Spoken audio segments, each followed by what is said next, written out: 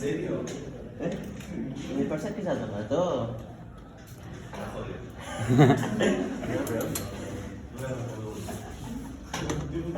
Contenido, gente, contenido. Vieron que decía clase de repaso. Consulta, profe. Sí. Dijo que había que relacionar, tipo los primeros, lo que vimos al principio, ¿con qué textos era? Marx y... Pero la clase pasada estaba medio perdida.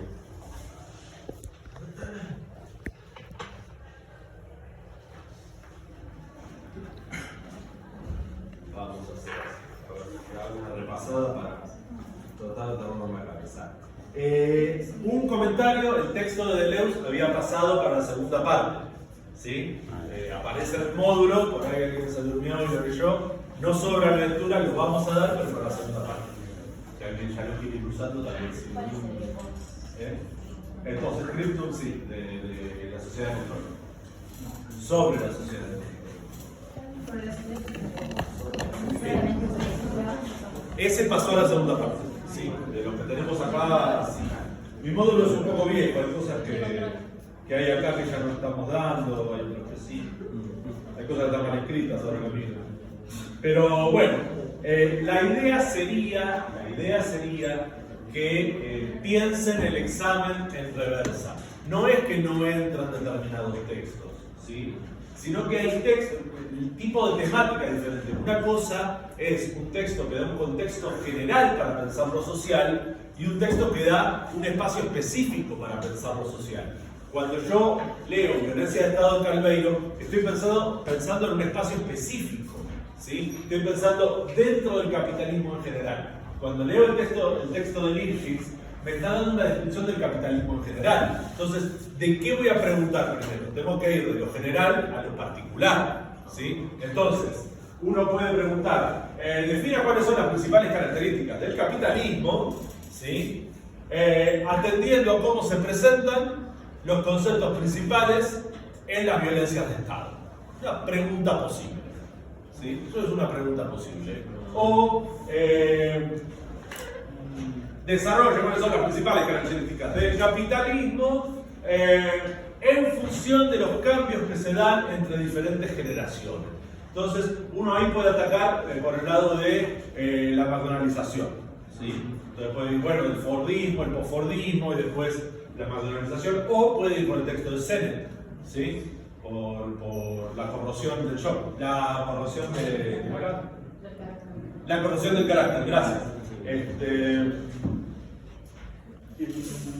Y puede meter cosas de otras cuestiones. La cuestión es la siguiente. ¿Cuáles son los criterios de evaluación? ¿Sí? Conocimiento del programa. ¿Sí? No es lo mismo contestar lo mínimo, ¿sí?, de cada autor que se presenta que desarrollar. Sencillamente no es lo mismo, ¿sí? Conocimiento del programa, comprensión de los conceptos principales, ¿sí? Lo de la capacidad de relación no es propiamente un criterio de evaluación. Es para ver si leyeron también, cómo leyeron, ¿sí? Si entendieron que los textos tienen contexto, ¿sí? No son cosas sueltas en el aire. Para mí, uno que debería ir siempre, que se puede hacer una pregunta directa, aunque es de contexto, ¿sí?, en un contexto determinado, es el de Pilar Calveiro, ¿sí? Violencia de Estado es muy fuerte. ¿Por qué? Porque introducen dos o tres conceptos, ¿sí?, los que nombramos siempre, porque algunos que se me pierde ahora en el texto, el de democracia restringida y el de corporación, que uno podría preguntar directamente por corporaciones o por democracia restringida, casi sin ningún problema, en el contexto de este programa. Personalmente, prefiero que exista algún tipo de vinculación. Ahora, ¿con qué? Bueno, por ejemplo, ese texto se vincula muy bien con el ámbito de lo íntimo o con la McDonaldización, por su impacto directo en la construcción de la personalidad. Es en un contexto determinado, pero es una posibilidad. Todo, ya les dije, en realidad estoy pensando más un examen que parta de los tramos teóricos que vimos, los más fuertes, vale decir, análisis de clases, que engloba capitalismo, que engloba un poquito, no del todo, pero que desarrolla un poquito la carta Nenkov. La carta Nenkov, por ejemplo, puede ir en una pregunta aparte. Se puede preguntar tranquilamente por análisis de clases y capitalismo, y la carta Nenkov por otro. Ahora, los tres textos del otro bloquecito teórico, vale decir, Portantiero, Pozzi y Durkheim, esos normalmente se llevan 1 o 2 preguntas casi seguro. No, casi seguro no, seguro. ¿Sí? No se me ocurre hacer un examen sin que figure algo de eso. En realidad lo que me pasa es que no se puede hacer exámenes muy largos. ¿Sí? Son preguntas de desarrollo, entonces no se puede hacer un examen muy largo. Entonces no es tanto lo que puedo preguntar. Porque hay cosas que no quiero dejar afuera. ¿Por qué? Porque así como sirve para entender unos textos, sirve para el otro. Ahora, dicho esto, son 4 preguntas, quedarán 2 y 2. ¿Sí? Hay 2 por lo menos tienen que nombrar de los otros textos. ¿Sí? ¿Cuáles? Bueno, yo ahí juego un poco. Por un lado, algunos esfuerzos que estén presentes, porque me interesan por ahí más, de cara a lo que hay en la segunda parte, y hay otros que los dejo a ustedes a ver qué hacen. Recuerden, lo que estamos evaluando es el proceso de trabajo de ustedes. ¿Sí? Ustedes tienen que mostrar su proceso de trabajo. ¿Sí? Si no trabajaron nada, no van a tener nada para mostrar. Y va a pasar lo que va a pasar. Porque en la universidad es la diferencia que hay con la secundaria. Entonces se tienen que hacer cargo del conocimiento que incorporan. ¿No están de acuerdo con algo? Acá está perfecto. ¿Sí? Siempre y cuando primero hayan desarrollado lo que están haciendo. ¿Sí? Vuelvo a decir lo que les dije otra vez, no lo que haya dicho yo sobre los textos. Yo soy irrelevante. Yo estoy acá para ayudarlos a pensar y desarrollar procesos de trabajo. No me dan ni 5 de bola, bueno, van a la lectura y desarrollan desde ahí. No es lo mismo igual, no es lo mismo. Pero no es lo mismo no por lo que yo pude haber dicho, sino por el tipo de atención que le prestaron a los contenidos de la asignatura. Con eso no hay mucho más para hacer. Vienen con backgrounds muy distintos ustedes y van a trabajar de manera distinta. Por lo tanto, y además siendo el primer parcial, la respuesta de me acuerdo que es esto también sirve. Regla general, escriban, ¿sí? Escriban aunque estén mal. Aunque yo les diga no escriban. Y después vemos cómo trabajamos con eso. Ponen una boludez completa, no va a valer nada, pero por lo menos trataron de trabajar. ¿Sí? No trabajaron antes cuando tendrían que haberlo hecho, bueno, trabajen en el examen mismo. ¿Sí? Ahora, dicho esto, la guitarreada enoja. ¿Sí? Enoja. Yo me acostumbré mucho a que me enoja en el momento y no pasa de ahí. Trato de olvidarme. ¿Sí? Hago un dibujito en el examen con una guitarra para que sea bien insultante, para decir me di cuenta que me estás falseando. ¿Sí? Cuando estoy particularmente malo porque se ponen a hablar de cualquier cosa, pongo bla bla bla, y el bla bla bla vale 0. Esto que les dije otra vez, a mí no me vas a cagar, yo sé lo que es el hecho social, porque el hecho es algo que pasa y lo social, ya sé que es lo social porque vivo en una sociedad, entonces me doy cuenta, 0, suma 0. ¿Sí? Esa es otra cuestión, por ejemplo. Uno podría decir, 2 preguntas bien respondidas son 5 puntos, son 4 preguntas. ¿Me parece fácil? No. Tiene que haber contenido para calificar, para aprobar, mínimo en 3 preguntas. ¿Sí? Si son 4. ¿Sí? Si son 3, mínimo en 2. ¿Sí? Vale decir, no es que suma 2,5, 2,5, no.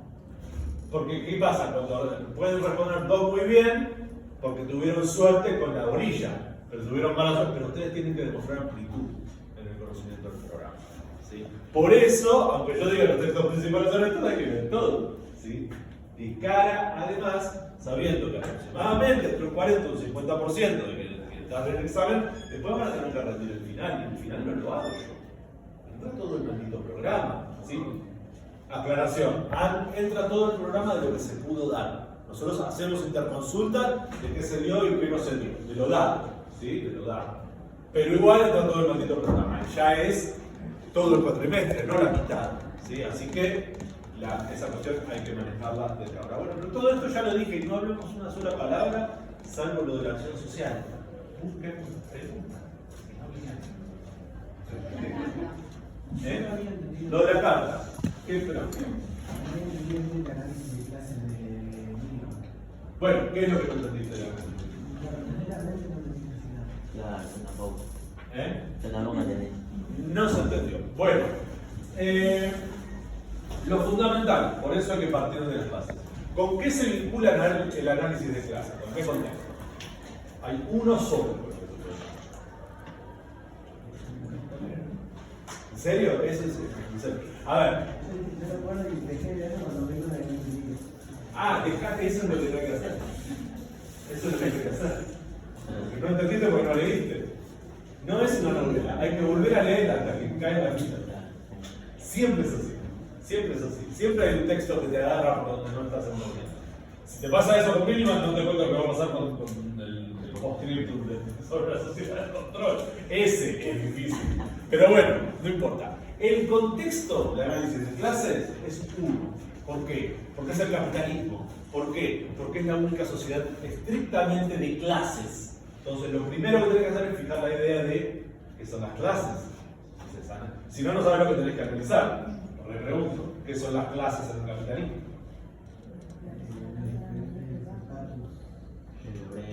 Algo un poquito más preciso. La clase alta, media y baja. Ahí está. Horrible. Espantoso. Espantoso. ¿Por qué? ¿Por qué es espantoso? ¿Por qué es espantoso? Porque vos me estás diciendo, no entendí Millivan, pero tampoco estás entendiendo Lipschitz. Ojo. ¿Sí? Entonces ahí hay un orden que tienen que primero releer. Bueno, dicho esto, ¿qué pasa en el capitalismo? En el capitalismo hay una división del trabajo entre conglomerados humanos, entre conjuntos humanos que son estructurales y que se llaman clases sociales y que se distinguen por la propiedad o no de los medios de producción. ¿Quién es dueño de la fábrica? ¿Quién es dueño de la tierra? ¿Sí? ¿Quién es dueño del capital, del dinero? ¿Y quién tiene, eso por un lado, no es clase alta, es clase propietaria, los propietarios de los medios de producción, ¿sí? Y por otro lado están, ¿sí?, quienes solo pueden vender su fuerza de trabajo para vivir, a cambio de un salario formal o equivalente. Los productores, ¿no? Los productores. El obrero, ¿no? No, todos son productores. ¿Sí? Todos son productores. No es eso lo que distingue. Lo que distingue es si vos tenés que vender tu tiempo a otro. ¿Por qué? Porque de ese tiempo va a estar la ganancia del otro. Entonces, el concepto central es que las clases no es que son diferentes porque sí. No es que unos son rubios y los otros son morochos. ¿Sí? Es que en esa interacción específica se reproduce lo social. Y en esa interacción específica las clases se definen entre sí. Y se definen en el capitalismo por la propiedad de los medios de producción y por la condición de explotación. Vale decir, hay una transferencia de esfuerzo de quienes venden su fuerza de trabajo hacia quienes son dueños de los medios de producción. ¿Cómo se produce esa transferencia? Esa transferencia se produce porque el salario, lo que se paga en dinero, no cubre todo el valor que aporta el trabajador en su trabajo. El trabajador aporta más valor que el precio que se le pone a su trabajo. Si yo gano 100.000, ¿sí?, para que el capitalismo funcione, el valor que aporté tiene que haber sido un poco más. Puede haber sido 100.000 uno, pero es más. Puede haber sido 200.000, ¿sí?, pero tiene que ser más. Y el análisis de esas relaciones de producción, ¿sí?, es lo que Milliman dice es el análisis de clases. ¿Por qué? Bueno, básicamente porque aunque interpretemos también la política, la producción de normas, la aplicación de esas normas, lo que hay que entender es que en un sistema de clases, como es el capitalista, el Estado no es neutral. ¿Sí? El Estado no es neutral. No significa que sea directamente un Estado de clase, que sirva a los intereses de una clase, pero ciertamente, en general, defiende esas condiciones de producción. ¿Sí? Defiende la propiedad privada, ¿sí?, de los medios de producción, porque hay que tener cuidado con esto. Cuando en el discurso general se dice la propiedad privada, te hacen creer que es lo mismo la propiedad privada de tu teléfono celular que de la fábrica de cerámicos. No es lo mismo. No es lo mismo. ¿Sí? ¿Por qué? Porque el celular es una mercancía que te compraste. ¿Sí? La fábrica de cerámicos es un espacio en donde hay gente reunida que coopera para producir cerámicos, ¿sí? Donde opera la división del trabajo para producir cerámicos. La producción en el capitalismo es social, ¿sí? El problema es que la apropiación del dinero es privada, ¿sí? Sea en forma de salario o en forma de ganancia, o en forma de rédito, o en forma de acumulación financiera, pero es privada. Pero que el dinero sea privado no significa que el trabajo sea privado, ¿sí? El trabajo es cooperativo, hablamos de la división del trabajo, ¿sí? Ningún sistema en la historia de la humanidad tuvo tanta división del trabajo como este. Pero ¿eso qué significa? No solamente que hay muchas funciones sociales, sino que hay muchísima más cooperación, porque hay más interdependencia. Al haber más interdependencia, lo que ocurre es que el análisis de clase analiza precisamente la interdependencia entre los grandes bloques y cómo funciona el Estado al respecto. Y dentro del Estado, la famosa élite del poder. ¿Hasta ahí vamos bien? ¿Sí? Entonces, primero, repasar qué es el capitalismo. ¿Sí? ¿Qué son las clases sociales? Y después volver a leer el mínimo. Porque el problema ¿dónde está? Si no entendimos lo anterior, es como tratar de multiplicar si no aprendimos a sumar. Hay un problema. Ese es un bloque. ¿Sí? Ese es un bloque. Después alguien había preguntado por la plata. ¿Qué había preguntado? ¿Por qué el lado más o menos abogado todo eso? Bueno, Para poder relacionarlo con otra. a mí lo que me interesa de cara a esto es lo que más tiene que ver con lo otro. Es decir, cuáles son los elementos principales que desarrolla Marx, ¿sí? En función de explicar el funcionamiento general de la sociedad. La idea de que existen relaciones sociales de producción, la idea de que existen modos de producción, es decir, distintos tipos dominantes de relaciones de producción, y sobre todo, que son históricas.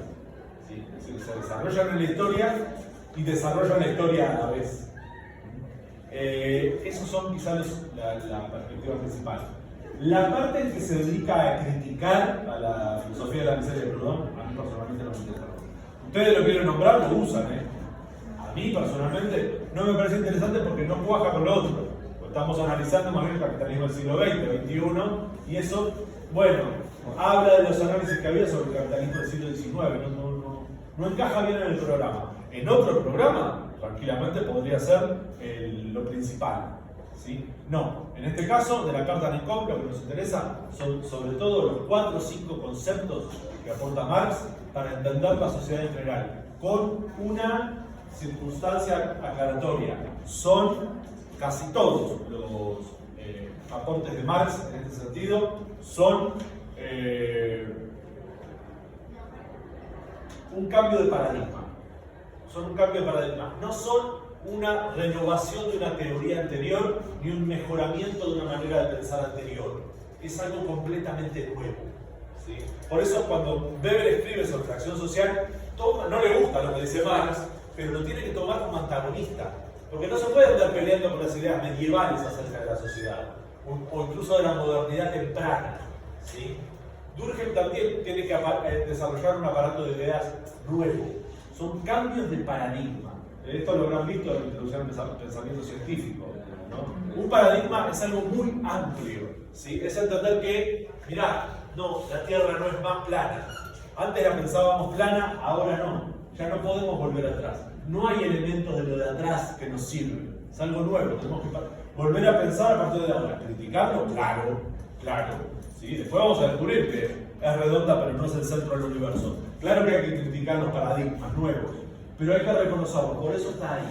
¿Sí? Por eso está ahí. Uno de los problemas que se señala es precisamente que no se podía analizar el capitalismo con el viejo paradigma de la moral, como rector de lo que ocurre en la realidad, porque no es la conciencia la que determina la materialidad de la historia. Al contrario, es la historia material, cómo se desarrollan los vínculos sociales, lo que forma nuestras mentes tal como son.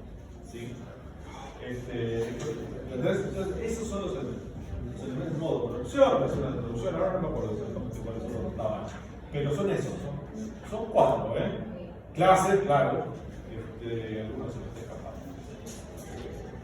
Porque hay varios que sí que están desarrollados en la discusión, porque es una carta. Profe, ¿No? Sí. yo lo único que, o sea, que pude sacar del texto, no sé si está bien, se dice, puse que Marx analizaba la desigualdad como resultado lógico del sistema capitalista.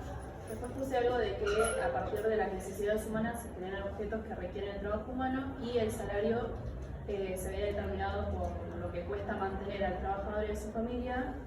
Después también puse que los individuos no son libres de vender la fuerza de trabajo, ya que está relacionada, esa relación es impuesta por la sociología, que está sujeta a explotación a través de la extracción de plusvalor. Sí, Y después puse el capitalismo convierte al hombre en una mercancía, y bueno, que ahí se el capitalismo convierte al hombre en una mercancía como pretensión. como pretensión. Sí, no es, Porque ahí- no es literal, no es literal. Lo que yo agregué era de que el valor de las personas se mide por la capacidad productiva y que aquellos como los ancianos que no dan esa capacidad productiva eran desechados. Y no puse mucho más, no sé si es por ese lado en ese texto. Yo volvería un poco al texto. A eso, pero si estamos hablando específico, porque ahí tu tarjeta, que está muy bien elaborada, tiene algo más, no está solo de la carta de todo. No, sí. Claro, está como mixto, entonces. Pero está bien, si el enfoque lo vamos a dar desde el capitalismo, está bien. Está bien. Ustedes también pueden hacer un poco de trampa, en el sentido de decir, uno pregunta por la carta en el COP, ¿sí? Entonces desarrollas relaciones sociales, modo de producción y te vas al análisis del capitalismo. Porque además es lo que hizo Marx, ¿sí? Además es lo que hizo Marx. Entonces, ahí sería como relacionar a la inversa. ¿Yo para qué voy a hacer esa trampa? Si ya les dije que es lo que me interesa más. Voy a arrancar por análisis de clase. Bueno, a ver qué retienen de ahí. Pero sí, todo lo que es componente del capitalismo, el trabajo formalmente libre, la orientación a la producción de mercancías, mencionaste un montón igual ahí de conceptos. No, sí, igual hay más, pero... Sí, si vos pones eso y lo desarrollás, ¿qué le pones? ¿Cuánto más vas a, ¿entendés? ¿Cuánto más vas a escribir? Una pregunta de desarrollo. No hay mucho más, ¿está? No hay mucho más. No te va a dar el tiempo, si son 3 4 preguntas, no te va a dar el tiempo. ¿Sí? Bueno, por eso tengan en cuenta también, ¿sí? A veces pasa que desarrollan mucho un par de temas y nada de los otros. Mejor un poco de equilibrio. Un poco de equilibrio y después se me pone creativo. ¿Sí? Quedó más o menos la orientación para arreglar la carta de cobre, es eso, son páginas, ¿no? Sí, pero si le sacás la crítica, las burlas a la filosofía de la miseria, te queda. Son párrafos. Entonces son párrafos muy importantes. Es muy útil esa carta, muy útil. Yo prefiero ver la conclusión a la crítica en la introducción, pero está muy bueno, la verdad, como texto. Parece de Marqués para el capital, para el marxismo. Más cosas. Sí, el tema de las características del capitalismo, que se puede, tipo, que defiende la propiedad privada, lo del trabajo libre asalariado, Sí. lo de las relaciones entre propietarios y no propietarios. Sí, pero esas relaciones que implican un montón de cosas. Sí, ok. Además lo leíste antes, implica la explotación. ¿Sí? Sí. Esta cuestión de que el trabajo formal, ¿por qué ponemos la palabra formalmente libre? No está porque sí. Formalmente libre porque no tenés medios de vida, porque no sos dueño. ¿Sí? No sos dueño de los medios de producción, entonces, si no sos, tenés que vender la fuerza de trabajo. A uno o al otro. La libertad de la formalidad es, en todo caso, a quién se lo vendés y de qué manera. ¿Sí?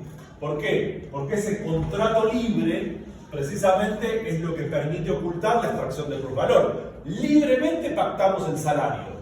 Entonces no hay explotación, porque nadie te puso una pistola en la cabeza para trabajar para tal. ¿Sí? No, ¿cómo? Claro, no te ponen la pistola en la cabeza, te ponen la necesidad social. Es como uno que me dijo el otro día, Mercado Libre no le pone una pistola en la cabeza a los comercios para trabajar. Sí le ponen, porque la gente usa esa aplicación muchísimo y si no pierde muchísimas ventas. Entonces estoy obligado. Formalmente no, claro que no va a venir Galperina a juntarme para que ponga el postnet.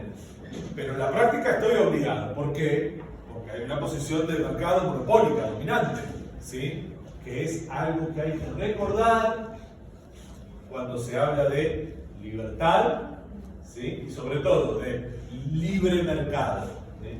Libre mercado, cuando todos somos iguales, es una cosa. Cuando somos todos productores independientes que nos reunimos en el mercado e intercambiamos libremente los productos, eso es una cosa. ¿Sí? Cuando la mayor parte de la economía funciona en posiciones monopólicas predominantes y además, a través de la élite poder, tienen posiciones jurídicas predominantes, pueden hacer las leyes a través del control del aparato del Estado, pero tienen vínculos con el Estado en ese sentido, ahí hay que volver a Miliband, esa es la parte nueva, importante de Miliband.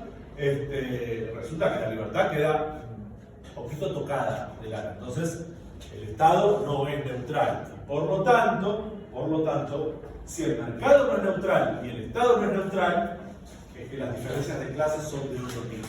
Son estructurales, porque hacen una estructura, pero además son predominantes, es decir, generan dominación. ¿Sí? No es meramente relación. Otro tipo de vínculo es solamente una relación. ¿Sí? Nos juntamos a jugar a la pelota, es una relación. Después ganará uno, ganará el otro, no importa. Armamos un picadito, todos felices. ¿Sí? Porque no hay dominación. Dominación es cuando yo digo, vamos a jugar un picadito de fútbol, pero mi equipo juega con 8 y el de ustedes con 3. ¿Sí? Para que haya diferencia de poder. Claro. ¿Sí? Como dijo Donald Trump, el sistema está desviado. ¿Sí? Y yo soy inteligente porque uso la desviación en mi beneficio. Lo dijo literalmente en un debate presidencial. Cuando no con Biden, con Clinton. ¿Cómo pasa el tiempo cuando uno se divierte? Con Hillary Clinton. Bueno, más cosas.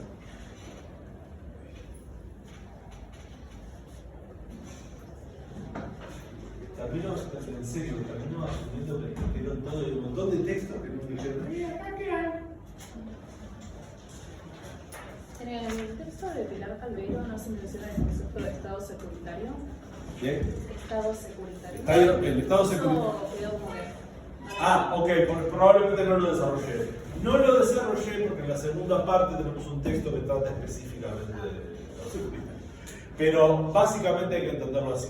Tenés una democracia restringida, por lo que acabo de decir recién, ¿sí? Porque hay un imperio de las corporaciones, ¿sí? Hay control monopólico del mercado y un control orientado del Estado por lo menos. ¿Sí? De hecho, en el Estado se dirime más bien la competencia entre sectores capitalistas antes que la competencia entre trabajo salarial y capital. ¿Sí? Hay que tener en cuenta. ¿Por qué el Estado no es neutral? No solamente porque existen clases. Claro, el Estado defiende la existencia de clases. ¿Sí? Pero además no es neutral porque decide la competencia entre los capitalistas, entre los sectores capitalistas. Siempre en favor de los sectores más importantes. Ustedes escucharon hablar del círculo rojo. ¿Sí? Y yo le dije, mi amigo el de Yapú es capitalista, no es parte del círculo rojo. Es un dolor que trabaja 2 horas por día. ¿Sí? Y no decide nada. Bueno, entonces, perdón, el Estado securitario es un concepto que surge precisamente la idea de que si en realidad en la democracia restringida no tenemos capacidad de agencia y hay una excepcionalidad, ¿quién es el excepcional? Los que tienen el poder. Pero al mismo tiempo, ¿cómo se controlan las resistencias en ese sentido? Si el sistema no tiene solo legitimidad formal, bueno, hay que asegurarse de que quienes resistan de una u otra manera, a través de la resistencia política o a través del delito, sean reprimidos para mantener el orden. ¿Sí? Entonces, cuando ustedes escuchan hablar a Pato o a quien quieran de seguridad, no tengan ningún tipo de dudas. Se está hablando de represión. ¿Sí? Porque es reprimir cosas que pasan. Salgamos de lo moral. Luego uno puede decir, ¿está bien que haya chorros y malvivientes? No está bien. Pero hay que entender que son producto del funcionamiento del sistema. ¿Sí? La expresión, ningún pibe nace chorro, es correcta. ¿Sí? Nadie nace para robar. No es un estado de naturaleza. Es un estado social. ¿Sí? Donde de pronto tenemos una generación de expectativas. Tenemos que tener una pincha, tener que poder salir, tener que esto, tener que lo otro, tener que lo de más allá, y cero posibilidades de conseguirlo trabajando. ¿Sí? Vos decís, yo quiero todo esto, y el salario que me pagan es 100.000. ¿Qué carajo? No me alcanza ni para comer. ¿Sí? ¿sí? Hago cuentas y digo, corro riesgos, rompo la ley. ¿Sí? El Estado securitario, cuando reprime al chorro, ojo, lo que está haciendo es mantener a la mayor parte de la gente en su salario de 100.000. ¿Se entiende? ¿Se entiende por qué lado de represión? Si no estuviera la policía, nadie agarraría un salario de 100.000. Porque no te alcanza para vivir. ¿Sí? Nadie lo haría. Uno se pregunta, ¿qué carajo pasa acá? Pasa que existe la represión. ¿Sí? Ni hablar de los, bueno, vamos jubilados, protestan, que nos cagan a palos, pero bueno, ahora parece que está bien, porque están cortando la avenida Rivadavia, qué sé yo. La avenida Rivadavia o avenida de Mayo, que al final van de la Casa Rosada a Plaza Miserere. No corta nada importante. Es una cosa de loco. O hasta el Congreso. Qué país. Bueno, ¿dónde estábamos? ¿Se entiende cómo se vincula entonces el Estado securitario? Cuando está orientado hacia ahí, ojo, ningún Estado es solamente Estado securitario. Yo no lo desarrollé, pero cuando habla de las características del Estado global, se habla tipo de los dos escenarios bélicos, que dice tipo el crimen y el terrorismo, y el sistema de control como el Estado securitario. Claro. Pero no me había quedado bien claro. Claro, porque ahí es cierto, engloba un poco más, ¿sí? En el sentido de decir, las corporaciones son globales y generan problemas globales, ¿sí? Entonces, el nombre que se le da a los problemas que no son locales, no son crimen, ¿cuál es? Lo que atenta contra el orden global, a eso se lo llama terrorismo. Es una categoría política absolutamente ideológica, porque ¿cuál es la idea? ¿Sí? El terrorista genera terror. ¿Sí? Su método no es que va a ganar una guerra por poner la bomba que puso. La idea es que se gana una guerra por asustar a la gente generando terror. Si lo piensan bien, no tiene ningún sentido decirle a alguien terrorista. ¿Sí? No tiene ningún sentido. ¿Por qué? Porque lo que está pasando es que le está agitando el contenido político de su acción. No es una locura. ¿Sí? Sí, en el discurso sí. Los de Hezbollah están todos locos, los iraníes están todos locos. Todo un país, 45 millones de personas y decimos en Irán es un estado terrorista. ¿Qué significa eso? Pero un Estado no solamente son los políticos y los que gobiernan, un Estado es todo. Por eso, entonces no pueden ser todos terroristas. Literalmente todo, pero literalmente todo, jóvenes, viejos. Está bien, pero es algo que Y no pueden ser todos terroristas. Por eso lo que digo, no tiene sentido decir que las enfermeras y los recolectores de residuos de Irán son terroristas. ¿Sí? Uno puede decir, Irán tiene sus objetivos geopolíticos y los persigue de una manera o de otra. Si usa la violencia, ¿sí? Parece que es terrorista. Yo no conozco ningún país contemporáneo que use más la violencia para conseguir sus objetivos que los Estados Unidos de Norteamérica. Nadie dice, se puede mirar, ¿sí? El principal productor de armas del mundo y el principal usador de armas del mundo, ¿sí? Entonces no se puede, ¿por qué no se le dice terrorista? Porque es una definición geopolítica. El que tiene poder le dice al otro, vos sos terrorista. Que el terrorista no dice, pues jeje, yo quiero fundar el terror. La otra faceta que tiene, lo de ser terrorista, obviamente es la deshumanización. ¿Sí? Si vos sos inherentemente malvado y solamente querés generar terror, ponerte una bala en la cabeza es lo más natural del mundo. Porque no tenemos una disputa política. ¿Sí? Sos un monstruo que hay que matar. La ¿Sí? gente deshumaniza a su enemigo para sentirse menos culpable al eliminarlo. Sí, no, en realidad no se sienten nada Y culpables. también es como para poder No, matar, precisamente por eso, porque no los ven como personas. Además de que ver a tu enemigo como un monstruo te hace pensar, bueno, pero yo nunca me voy a volver como alguien así. Sí, el problema es cuando uno es y no se da cuenta. Bueno, más cosas. Quedó más o menos eso. Por ese lado igual no suele mucho. Yo en lo personal, ponele. Te pongan todo. Sí. En términos ahora de guerra de duelo, me interesa quizá lo de la civilización del tiempo, pero... Sí, no, pasemos. Porque el eje es el concepto de acción social. ¿Sí? ¿Ese está claro? Bueno, entonces nos atenemos ahí. Después cuando vinculamos, si querés, podemos vincular ocurre. Ahora, puesto en contexto, ¿sí? Hay muchas jaulas de hierro. ¿Sí? Jaula de hierro es un concepto que significa que un proceso social termina, pase lo que pase, termina en el mismo lugar. Por ejemplo, la jaula de hierro de las oligarquías. ¿Sí? Vos ponés un proceso de división del trabajo estratificado, el poder termina por estar concentrado en la cúpula. ¿Sí? La jaula de hierro de las oligarquías. En Weber, ahora que recuerdo, hay varias de estas jaulas. Estaba de moda en la época. Pero es más una metáfora, no es un concepto. Vos lo que tenés que ver es el proceso que hay atrás. Como lo estoy leyendo en serio, entonces supongo que si quiero referir a que pase lo que pase, el trabajador siempre tiene que levantarse bailando. Claro. Bueno, pero por ejemplo, en Sennett pasa lo siguiente. Sennett describe tanto la vida del padre portero como del hijo semi-empresario, creado de grandes empresas, y lo que está diciendo es que el recorrido que tienen, la trayectoria, estaba prefijada por la historia. Cualquier trabajador de ese tipo de circunstancias iba a hacer más o menos ese recorrido. Y es tal cual, nuestras trayectorias vitales son cualquier cosa menos libre. Porque yo veo a alguien naciendo en una clase social con determinadas características de los padres, la trayectoria está más o menos clara, incluso con las vicisitudes económico-políticas del Estado argentino. ¿Sí? Es bastante fácil de ver dónde va a terminar la gente.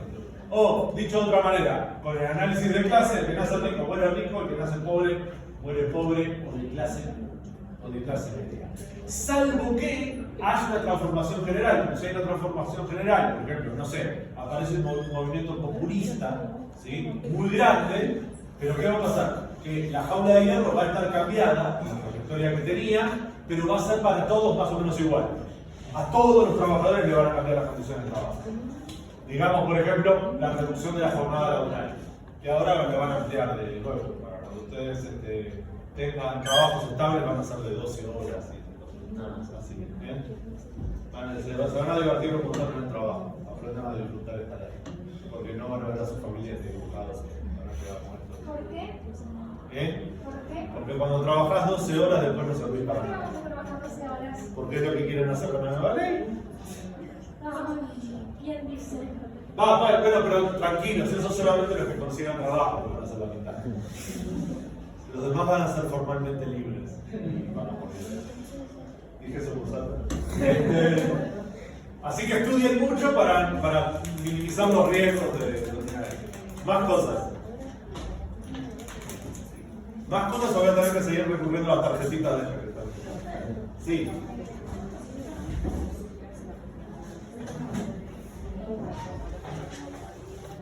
¿Dónde estamos? El texto para el deportivo, ¿verdad? Volvemos a repetir. ¿Cuáles son las? Pero está relatando las cuestiones históricas previas al surgimiento de la sociología. Honestamente, yo me estoy preocupando más por los problemas del presente. ¿Sí? Entonces, está bien. Lo que está analizando, igual lo contesto, quiero decirlo. Lo que está analizando Portantiero es la época en que surge la ciencia. La pregunta es, ¿por qué surgió la ciencia? O, dicho de otra forma, ¿por qué las sociedades empezaron a dedicar recursos a la ciencia? Muchos recursos. Bueno, porque el aumento de la división del trabajo hacía necesario repensar la realidad. Por un lado, porque cambiaba más rápido, y después porque empezó a haber competencia. Y el conocimiento permite la reducción de costos. Entonces, los estados y los sectores dominantes empezaron a valorar el conocimiento por encima de la fe. Ya no existe más el Dios nos va a ayudar. ¿Sí? Por eso el sujeto del capitalista es el entrepreneur, el que se anima a innovar. ¿Sí? No está confiando en que Dios lo va a ayudar. Que es un poco la idea del protestantismo. Ya no alcanza con eso. ¿Sí? Entonces hay un movimiento que está básicamente liderado por gente noble, que dice no, hay que ilustrar a la población. ¿Sí? Porque además empezás a necesitar trabajadores más calificados. ¿Sí? Entonces, la educación pública, ¿de dónde surge? No surge de reclamos de los trabajadores, surge de necesidades de las nuevas clases dominantes. Nuevas. porque son nuevas personas que ascendieron socialmente, la etapa de ascenso a la burguesía, eso existió, ¿sí? Pero también nuevas porque fueron sectores nobiliarios tradicionales que se transformaron. Por ahí escucharon hablar en su clase de historia del concepto de déspota ilustrado, ¿sí? Bueno, eran tiranos, ¿sí? Pero que trataban de ilustrar a la población, ¿sí? Esto en el marco del iluminismo. Estamos hablando a partir del siglo XVII, XVIII, depende del lugar, cambió muchísimo depende del lugar, pero mismo los estados alemanes, renanos y Francia, totalmente distinto. En Inglaterra, curioso, tardaron más en darse cuenta que era importante. Llegaron después, se empezaron a dar cuenta que llegaron después, cuando España y Francia ya habían hecho el trabajo.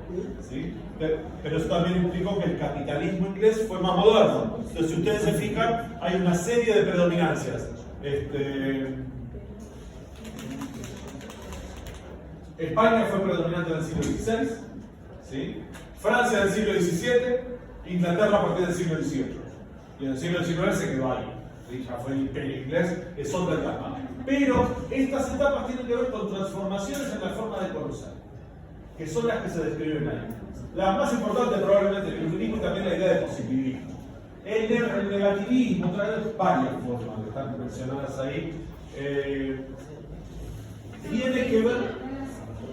Sí, no las explico, porque por eso tampoco me meto, porque sería explicar cosas que después cuando releen no están.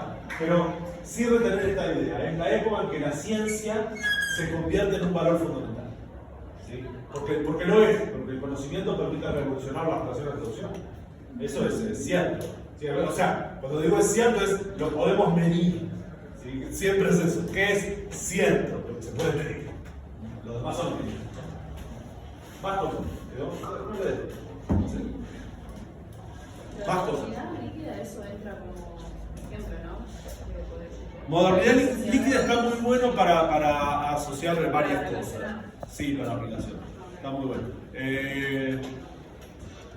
En particular hay que comprender, vos tenés la modernidad líquida. ¿En qué contexto? En el contexto del esquema del siglo XX, por ejemplo, de Hoffman.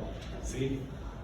Es en realidad la única manera de poner en funcionamiento esos textos sobre el capitalismo, esos textos sobre... Ponés en funcionamiento también el texto de Miliband. El texto de Miliband no es estrictamente histórico.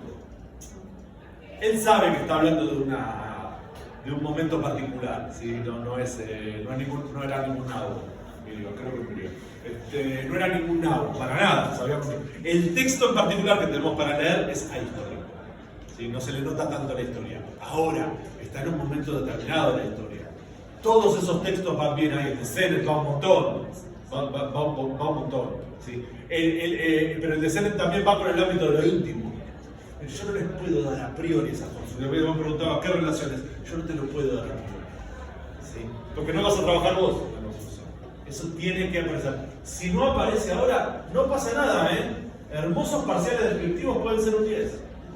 Yo no me voy a poner a restar puntos porque no inventaron nada.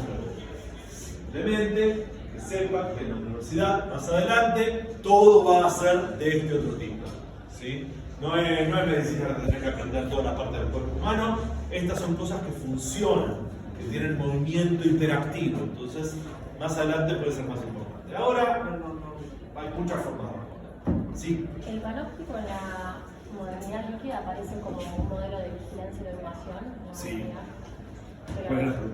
¿qué? Bueno. Pero, ¿cómo es que aparece? Porque acá dice algo de la velocidad del movimiento y... Está muy bien. A ver, el concepto de panóptico tiene dos aplicaciones principales. ¿Sí? Uno es el de la vigilancia. ¿Sí? La vigilancia implica que en cualquier momento vos sentís que algo, la sociedad, el poder, el hombre, el gran hermano, te está controlando. ¿Sí? ¿Qué significa el concepto de la casa del gran hermano? ¿Sí? ¿Qué es gran hermano? Todo el tiempo alguien te está mirando. ¿Sí? Entonces tu comportamiento no es igual. ¿Sí? Si me queda horriblemente incómodo el calzoncillo, me lo voy a acomodar diferente si siento que me están mirando que si no. Perdón por la guarangada. A menos que seas un completo desvergonzado. Puede pasar porque soy sociólogo, pero lo que quiero decir es otra cosa. ¿sí? Es si te miran o no te miran, la sensación te cambia. ¿Sí? Esa es la vigilancia. Ahora trabajar más rápido. No, esa es la otra parte. La otra parte es la disciplina. ¿Sí? La disciplina es qué consecuencia va a haber si no hago lo que se espera porque me están vigilando. Entonces, ¿qué pasa con la disciplina? Que se transforma en autovigilancia. Esto es la sociedad del control y la sociedad de disciplina. Lo vamos a ver mejor después del parcial. Pero en todo caso es importante. El pan óptico significa que se ve todo. Pero se puede ver todo para las dos cosas, ¿sí? Para la vigilancia o para la disciplina. ¿Sí? O sea que la disciplina además tiene sanción. Puede ser sanción de tu compañero. Es decir, si vos estás en una cadena de montaje, ¿sí? y trabajás a menos velocidad que el que sigue, ¿sí? Se te empiezan a amontonar las cosas y al otro no le llegan. ¿Sí? Entonces la línea de montaje te está poniendo una velocidad. ¿Sí? Ese no es el pan. Porque ahí es la máquina la que te transfiere la disciplina. Es como más directo todavía, es el Fordismo. ¿Sí? Pero, ¿qué pasa, por ejemplo, con la McDonaldización? Es panóptica. Es panóptica. Precisamente porque estoy esperando y tengo que poner la hamburguesa de mierda en el pan, ¿sí? Y estoy puteando, vos lo escuchás todo el tiempo. En McDonald's son todos muy amables hasta que no les llega una parte del producto. ¿Dónde están? Eso los pone locos, los pone locos. ¿Por qué? Porque en realidad hay un sistema panóptico de vigilancia. ¿Sí? Entonces van a agarrar al último y decir, ¿por qué no estás haciendo bien tu trabajo? Porque no me llega lo otro. ¿Por qué no estás haciendo bien tu trabajo? Porque no me llega lo otro. Pero para que no los caigan a puteadas, van a organizar ellos solos la cadena de producción. Entonces no necesitas la línea de montaje. La dispones y la gente sola se disciplina. Súper divertido. Por el panóptico, por el concepto. Es una idea general, insisto, es más bien una metáfora que una práctica. De hecho, los sociólogos somos súper astutos y podemos generar autovigilancia sin panóptico. Pero eso es más novedoso. O sea, esa autovigilancia hace que ellos mismos se autorregulen. Claro. Si vos te autodisciplinas. Pero no es que realmente te autodisciplinas. Transferís la disciplina que te impone otro creyendo que te la impones vos mismo. Por ejemplo, si yo te convenzo de que tenés que consumir un montón, ¿sí? un montón, ¿sí? Solamente con eso consigo que seas una trabajadora dócil, no te vas a andar quejando, no tenés tiempo, tenés que producir, ¿sí? Y que no te vas a quejar tanto en términos salariales. Entonces ahí se establece un equilibrio, ¿sí? Pará, no ganas lo suficiente. Bueno, ¿qué dice el hijo del portero? Es problema mío, tengo que buscar un trabajo que me paguen más. Problema mío, ¿sí? Eso es autodisciplina. ¿Sí? Y no hay ningún panóptico, nadie lo está mirando, nadie está pidiendo nada. ¿Sí? Está adentro, ¿sí? Está adentro. Y funciona, ¿eh? Funciona. A ver, ustedes vienen acá, muchos de ustedes van a leer, van a estudiar bibliografía por autovigilancia. Yo no estoy en el caso de ustedes, dicen. Está bien, está el examen, ¿sí? Pero todo el trabajo previo, que es lo que realmente se evalúa, nadie está ahí. Ustedes solo con su alma. Pero no ¿sí? surge de alguien que en primera instancia como que te apura, después vos mismo, o sea, surge así, como después vos mismo te apurás vos solo en la práctica. Claro. Sí. Porque también estamos para eso. Es decir, la escuela, el colegio, la universidad también están para generar disciplina. No solamente para impartir contenidos o maneras de pensar, o actividades, o división del trabajo, jerarquías sociales. También es para generar disciplina. ¿Sí? Porque la necesitas. Porque esto es como un trabajo. Entonces necesitas disciplina para poder avanzar. ¿Sí? La gente que es más disciplinada, la verdad que le va mejor. Los que no son muy disciplinados con el estudio, bueno, se tienen que ir haciendo disciplinados. Porque la realidad es que la gente que se recibe es gente disciplinada. Si no, no puedes avanzar. No es que sos más inteligente, sos solamente, yo se lo dije en el primer encuentro, sos simplemente más adaptable. ¿Sí? Ahora, la autovigilancia es la forma de adaptación de nuestro sistema. ¿Sí? No necesito leer un libro de leyes para saber cómo tengo que comportar. ¿Sí? No necesito que me den un protocolo de actuación en el trabajo para saber que no le tengo que pegar piñas a mi superior directo cuando me tratan. Que me tengo que fumar, lo que me tira por la cabeza, no ser un imbécil. ¿Sí? No necesito, lo sé. Lo sé porque aprendí a autovigilar. No entiendo cómo llega a ser un instrumento de poder y dominación. ¿Cómo? No entiendo cómo llega a ser un instrumento de poder y dominación. ¿De polidominación? No, de poder y dominación. Porque ¿qué otra cosa es? Quiero decir, Hay un problema con el concepto de poder, que no vimos, claro. Poder es simplemente ante una directiva, directa o indirecta, si la otra persona lo va a cumplir o no. ¿Sí? Entonces, estás ahí en el trabajo, ¿sí? ¿Vas a hacer tu trabajo? ¿Sí o no? ¿Sí? Bueno, si tenés la autovigilancia y te pones a hacer el trabajo, aunque sea esto, estudiar, es una relación de poder. Pasa que no ves al otro. O peor todavía, crees que sos vos misma. ¿Sí? Sí, en parte sí, porque hay cosas que racionalmente decís, no, mirá, es verdad que voy a conseguir un laburo mejor si estudio y me recibo. No es falso. No es falso. Pero al mismo tiempo, de algún lado viene, todos preferiríamos estar haciendo otra cosa. Quiero decir, ni estudiar es un camino fácil, ni la ciencia es un camino fácil. Hay que disciplinarse. Y esa es la otra parte, que genera deseo. Esa es la parte de la dominación. ¿Sí? Dominación es cuando aceptás las directivas. ¿Sí? Cuando decís, me hace bien obedecer. Si no, no es dominación, si no es fuerza. Me hace bien obedecer. El profe dijo que lea Miliband, me hace bien. ¿Qué carajos? No sé. No lo sé. Por ahí te deprime. Eso no es bueno. Yo no quiero que nadie se deprima. ¿Sí? Pero puede pasar. El mundo que vemos es una mierda. Sí, entérense. Pero al margen de eso, no, bueno, ahora considerémoslo. Darse cuenta de las cosas no siempre es bueno. ¿Sí? Yo me acuerdo, mi hija tenía como 5 años y estaba mirando la tele y aparece en la cosa más inocente del mundo un esqueleto. Y la piba se da vuelta y me pregunta, ¿eso también me va a pasar a mí? Lo de convertirme en un esqueleto. ¿Qué se le puede decir? Tiene 5 añitos. Obvio, todos nos vamos a morir. Y vamos a terminar así. Si no te creman. Creo que hay una canción sobre eso. ¿Sobre cremar gente? No, sobre que todos vamos a morir, pero es una canción infantil. Claro, Creo que es una claro, melodía, pero... Bueno, entonces, uno que hace. ¿Dónde estaba con eso? Me interrumpí a mí mismo. Entonces, aparecen las cosas y después aparece la autovigilancia respecto a eso. Pará, me puedo morir yo también. Voy a dejar de meter los dedos en el enchufe. ¿Sí? Y ya empiezo a pensar, si me mata la electricidad, por ahí también el fuego o el ácido. Llega un momento que no le tenemos que explicar, no te toques cualquier cosa que hay en un líquido azul, parece que Gatorade, pero a lo mejor es limpiavidrios. ¿Sí? Llega un momento que no te lo tengo que explicar. ¿Sí? Mejor que diga limpiavidrio, pero llega un momento que no te lo tengo que explicar. Hay autovigilancia para no morir. ¿Sí? Entonces llega un momento que aprendes a cruzar la calle. ¿Sí? El que es increíble, por ejemplo, yo el otro día estaba pensando, ¿por qué mi perro no sabe cruzar la calle? ¿Sí? Mi perro no sabe cruzar la calle. Yo veo otros perros que paran, miran y si no viene nada, cruzan. ¿Sí? Mi perro sigue caminando. Sigue caminando. Tardé en darme cuenta por qué él no cruza bien la calle. ¿Por qué él no cruza bien la calle? Porque no está educado.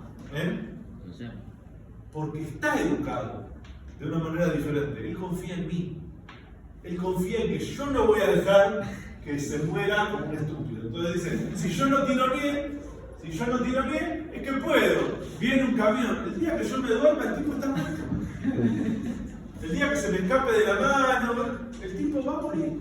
Porque es así. Ahora, es el mismo principio de educación que enseñarle bien. Claro, se le puede enseñar bien, no fue mi caso, es un perro que es un animal de compañía, pero educado, lo que se dice educado, en casa es una guerra. Yo siempre le tiro comida para que coma en cualquier lugar, de cualquier manera, y el tipo la ataja. A mí lo que me divierte es que mi perro salte para atajar la comida, no me divierte eso. ¿Y qué quiere en casa? Mi compañera, que nos parecemos en todo, salvo en todo, dice, no, le tenés que decir que se siente, así aprende a estar sentado. Yo no quiero un perro sentado. Educa a vos a tu perro. No, el perro tuyo te hace caso a vos. Bueno, justamente, le revoleo el cacho de pollo, y no le des grasa que después vomita, pero mirá contento que se pone. Son formas de crianza diferentes. ¿Sí? Lamentablemente hice lo mismo con mi hija. Ahora ando saltando para atajar los pedazos. ¡Un panqueque! No te voy a comprar. Si se pelea con el perro, es muy triste. Bueno, ¿dónde estaba? Entonces, la disciplina está al final en todos lados. Ya lo vamos a ver bien en realidad después. Ahora no. Una cosa más, cosas.